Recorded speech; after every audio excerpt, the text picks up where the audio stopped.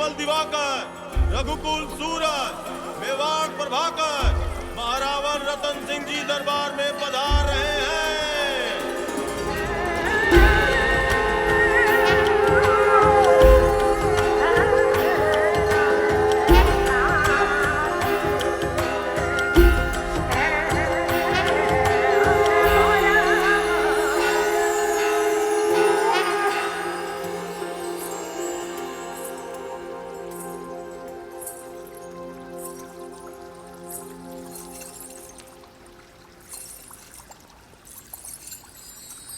बोलो महारानी पद्मावती की, महाराणा रतन सिंह की, महारानी पद्मावती की, महाराणा रतन सिंह की।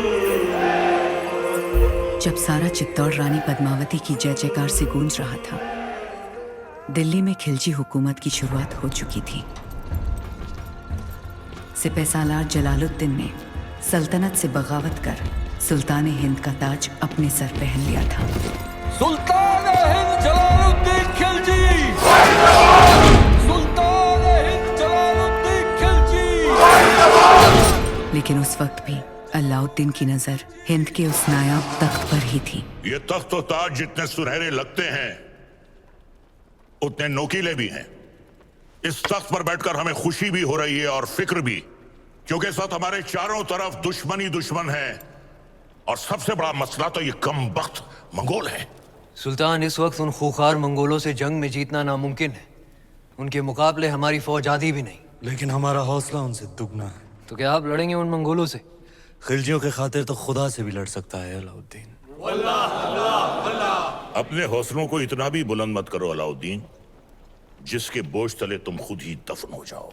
गुस्ताखी माफ हो, लेकिन अब तक वो मिट्टी ही नहीं बनी जो अलाउद्दीन को दफन कर सके। हमें तुम्हारे ये खोखले दावे नहीं, सिर्फ और सिर्फ फतेह चाहिए। हम जाएंगे मंगोलों से लड़ने। सुल्तान, आपका यकीन ही हमारी फतेह है।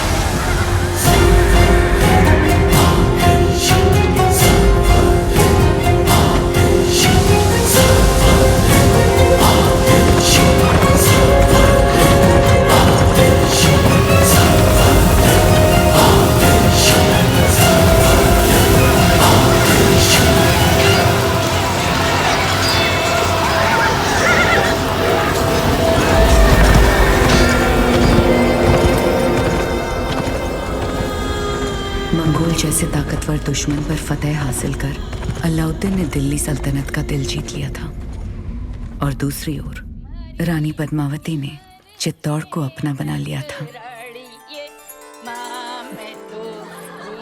सूरज भाईसा, संभल के, थारे घूमरे दिन गए, कमर में लचक आ जाएगी। अब तो रानी सा करेगी घूमर, कल गौरी पूजा के बाद। छोटी रानी सा, घूमर रो रंग चोखो जमना चाहिए। रंग तो जमेगा ही सूरज भाई सा, क्योंकि कल ढोल हम बजाएंगे। अंदाता हुकुम। कुंवर भाई सा, फिर बोलो तारो बड़ बोलो बेटो बीच में।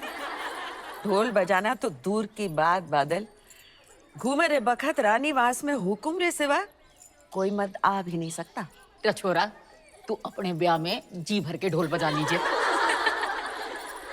रावल साहब पधार रहे हैं। सब मिलके नई दुल्हन को सता रहे हैं।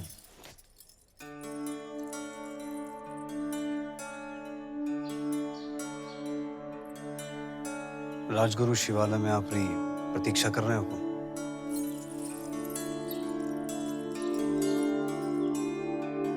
चले।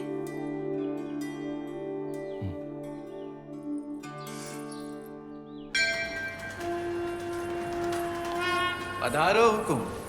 पद्मावती, आप हैं मेवाड़ के मार्गदर्शक और हमारे राजगुरु आचार्य राघव चेतन जी। हमारे सभी प्रश्नों के उत्तर यही देते हैं। हमारी राजनीति भी इन्हीं की देन है।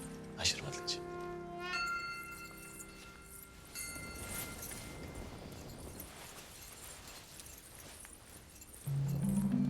अलौकिक सौंदर्य है आपका।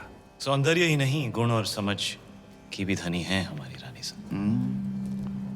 तो छोटी रानी साहब के जीवन में क्या अधिक महत्व रखता है, रूप या गुण? संभलिए रानी साहब, आपकी परीक्षा हो रही है। बताइए, रूप या गुण? गुण और रूप वो तो देखने वाले की आंखों में होता है।